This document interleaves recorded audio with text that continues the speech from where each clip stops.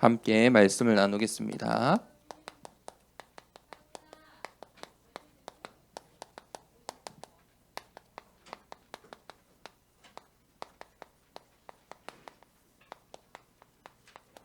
사도행전 27장 24절 말씀. 사도행전 27장 24절 말씀을 우리 함께 읽겠습니다. 바울아, 두려워하지 말라. 내가 가이사 앞에 서야 하겠고 또 하나님께서 너와 함께 항해하는 자를 다 내게 주셨다 하였으니. 아멘. 우리 렘넌트들이 하나님의 계획을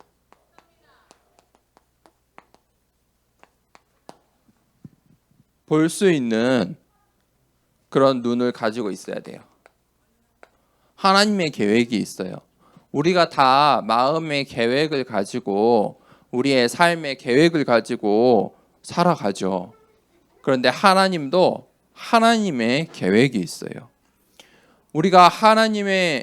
우리의 사람의 계획은 친구랑 약속을 하고 엄마 아빠랑 약속을 해도 약속을 못 지킬 때도 있고 미뤄야 할 때도 있고 바꿔야 할 때도 있죠. 사람의 마음과 계획과 약속은 그렇게 절대가 아니에요. 그런데 하나님의 계획은요, 절대예요. 하나님의 계획은 절대. 하나님께서 계획하신 것은요, 반드시 이루어지고 성취가 돼요. 자, 그러면 우리가 어떻게 하나님의 계획을 알 수 있을까요? 이것은요, 눈에 보이지가 않아요. 우리의 계획은 서로 손가락을 걸고 또 학교에서 선생님이 칠판에 써주고 종이로 나눠주고 이렇게 보여지는 것들이지만 하나님의 계획은요, 눈에 전혀 보이지 않아요. 이 하나님의 계획은 기도할 때 발견할 수 있어요.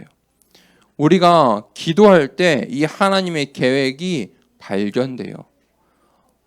그 속에 하나님의 마음과 하나님의 목적과 모든 이유들이 있어요. 자, 그 24에 중요한 눈을 가지고 있어야 돼요. 오늘 또 하나님의 계획이 무엇일까?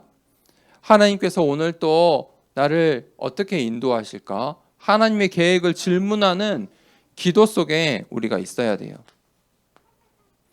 그러면 그때부터 중요한 영적 사실을 알게 돼요. 이 하나님의 계획을 질문하고 그것에 우리가 관심을 갖고 그것을 기도할 때 중요한 영적 사실들이 발견되는데, 내가 성삼위 하나님과 함께하는 렘넌트구나. 성삼위 하나님께서 말씀으로 내가 기도하는 그 기도에 응답하시는구나. 하나님께서요, 우리에게 말씀을 주세요.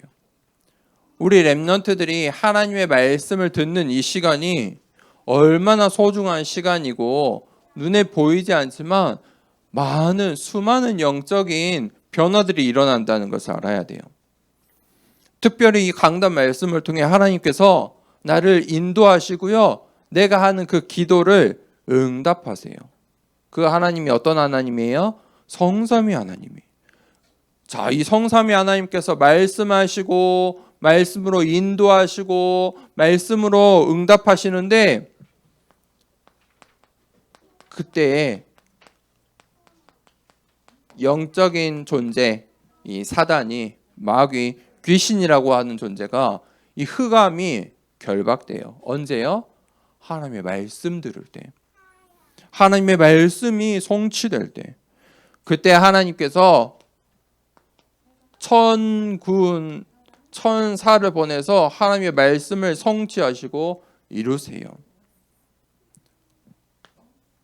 그때 어떤 일들이 일어나냐? 이제 생명 살리는 일들이 일어나요.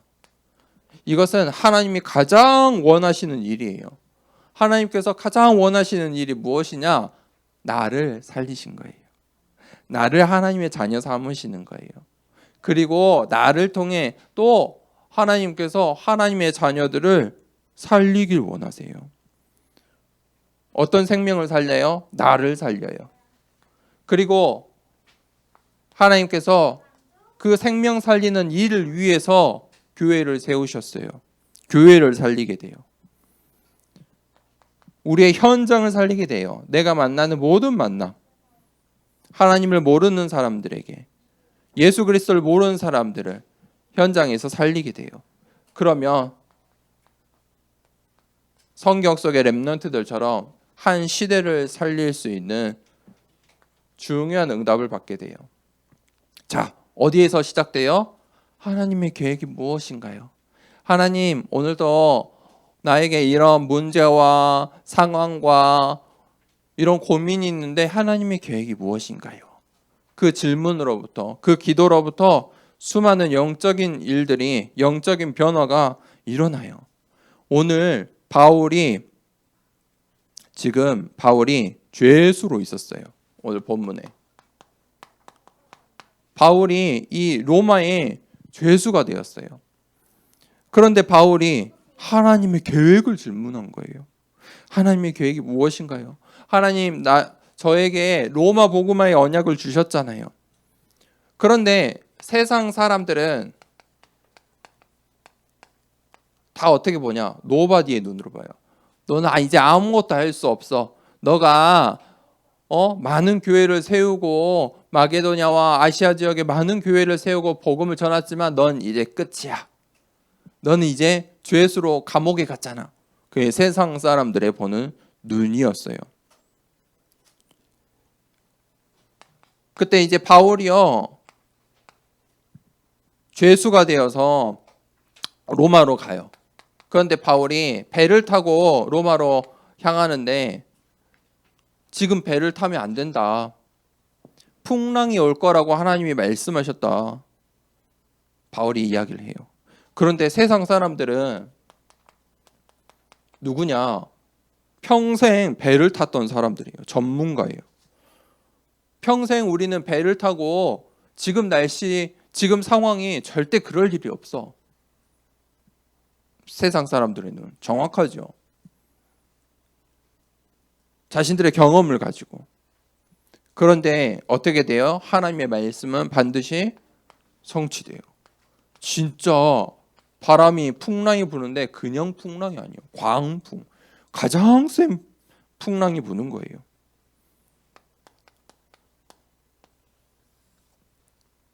이게 하나님의 다 계획이었어요. 바울을 향한 계획. 그런데 그 시기에 이 바울이 하나님의 계획을 질문한 거예요. 그런데 진짜 하나님의 말씀대로 그 때가 왔어요. 정말 풍랑이 온 거예요. 그때 바울은 어땠을까요? 바울은 평안했어요. 마음이 평안하면요, 잠이 온대요. 하나님께서 사랑하는 자에게 잠을 주신다. 바울은요, 풍랑이 오는데 자고 있었어요. 사람들은요, 어땠게요? 이 전문가인 이 세상 사람들은 풍랑이 오니까 어떻게 이 배를 안전하게 지켜야 돼. 그래야 우리가 살 수 있어. 배에 있는 모든 무거운 물건들을요, 바다에 전부 던져버렸어요. 살려고. 그게 세상 사람들의 방법이에요. 바울은 뭐 했다고요? 잠을 자고 있었어요. 왜 그럴까요? 바울은 하나님의 계획을 알고 있었어요. 하나님의 뜻, 하나님의 마음, 하나님 계획을 알고 있었어요. 그게 무엇이죠? 바울이 로마 복음화 할 거라는 거. 바울이 로마로 가게 될 거라는 거. 바울이 가이사 앞에 설 거라는 것. 그것을 바울은 알고 있었어요. 그러니까 문제 없는 거야. 난 여기서 죽지 않을 거야. 반드시 로마로 갈 거야. 하나님의 시기, 하나님의 때가 되면요, 하나님의 말씀은 어떻게 될까요? 반드시 성취돼요. 하나님의 말씀 반드시 성취돼요. 그렇게 하나님께서 인도하시는 거예요. 하나님 말씀의 성취를 두고 인도하세요. 그때 보세요. 오늘 이 바울에게 이 문제 같은 이 상황인데, 바울이 죄인이 되고 풍랑을 만난 것이 문제 같은 상황인데 어떤 시작일까요? 복음, 이 복음이 증거되는 시작이에요. 유대인을 살리는 복음 증거의 시작이었어요. 그리고요, 로마의 황제에게도 복음을 전할 수 있는 시작이 되었어요. 어떤 상황이요? 바울이 죄수가 된 게, 죄인이 된 것이. 그리고 그 일로 237 나라의 왕들에게도 복음을 전할 수 있는 기회가 된 거예요. 배에 있던 사람들이 풍랑을 만나니까 누가 생각났을까요? 배가 출발하기 전에 날씨도 좋은데 풍랑이 와서 다음에 가자고 말했던 누가 생각났을까요? 바울이 생각났겠죠. 그러니 사람들이 바울을 찾는 거예요. 바울을 찾아봐라. 그 사람 때문에 풍랑이 온 것이 아니냐. 그런데 바울이 그 사람들에게, 그 세상 사람들에게 다 이 복음을 전파하는 거예요. 오늘 뭐라고 바울이 말했을까요? 하나님께서 나에게 하신 말씀이 있다. 바울아, 두려워 말라. 내가 가이사 앞에 서야 하겠고, 또 하나님께서 너와 함께 하는 자를 다 내게 주셨다 하였으니, 그러므로 여러분이여 안심하라. 나는 내게 말씀하신 대로 그대로 되리라고 하나님을 믿노라.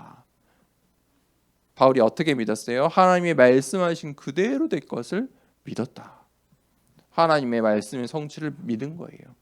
세상 사람들이, 그 배 안에 있던 사람들이 전부 그 하나님을 믿을 수밖에 없는 일들이 일어났죠. 문제 같은데 그게 시작인 거예요. 보세요. 바울이 이런 문제 앞에 하나님의 계획을 질문하고 하나님의 그 말씀의 성취의 응답을 받을 수 있었다는 것은 바로 하나님이 주시는 그 힘을 가지고 있었어요. 바울에게 무엇이 있었냐면 영적인 힘이 있었어요. 영력. 성삼위 하나님의 형상이 내 속에, 내 거예요.